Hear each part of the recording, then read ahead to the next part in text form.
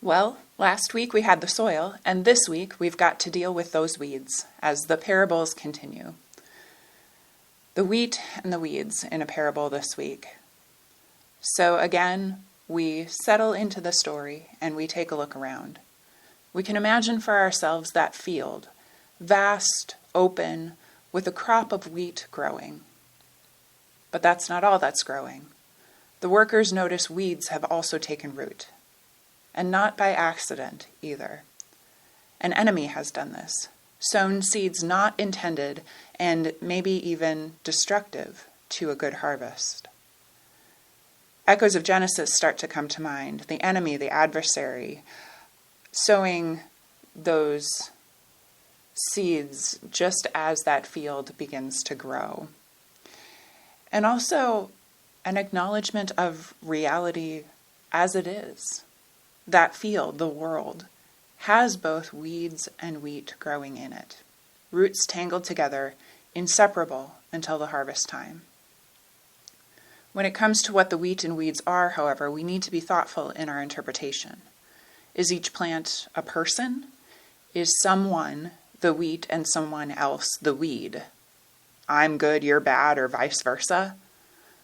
Or is each plant an attribute or an aspect of ourselves? Are the children of the evil one whole people or things like greed, pride, jealousy, temptation, the forces that defy God? We need to be thoughtful and careful in our interpretation here, not too quick to judge or jump to an absolute conclusion. Verses 40 and 41 tell us, as the weeds are collected, that they are the causes of sin and all evildoers. So to a degree, and in classic theological fashion, it's both. And it's not ours to judge. That final judgment is reserved for God alone. The workers are told very specifically that it's not theirs to decide and destroy. Even if it were, the plants are too intertwined to be able to take out one without uprooting the other. Which is, I suppose, both compassionate and sad. We live in a broken world, and it's not going to just stop being what it is. There are forces in this world that work for good and God's vision and hope for all creation. And there are forces that do not. Sin, evil, destruction are also here and part of this reality. Weeds and wheat, it turns out, is a pretty good parable for understanding the world. One more thing, though. The weeds and wheat may grow together, but that doesn't mean we go so far to accommodate the weeds that we hurt the wheat. I think sometimes that can happen.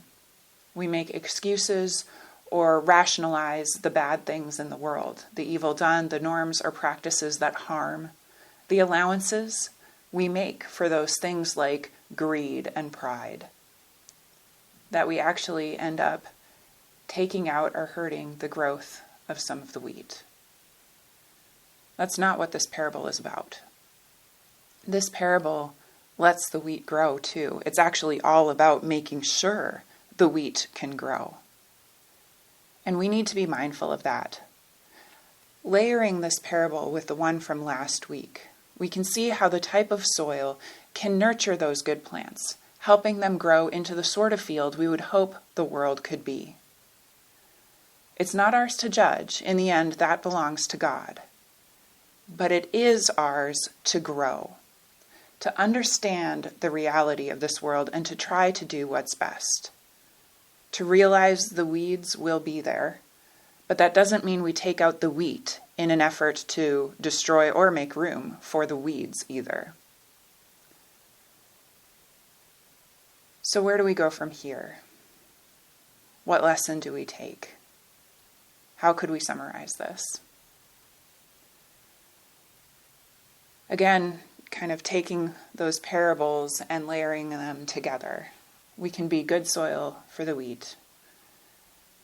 We cannot excuse or rationalize, but we can understand that the world is complicated. We can know that God alone has the final judgment, and we can care and work for what is good. Amen.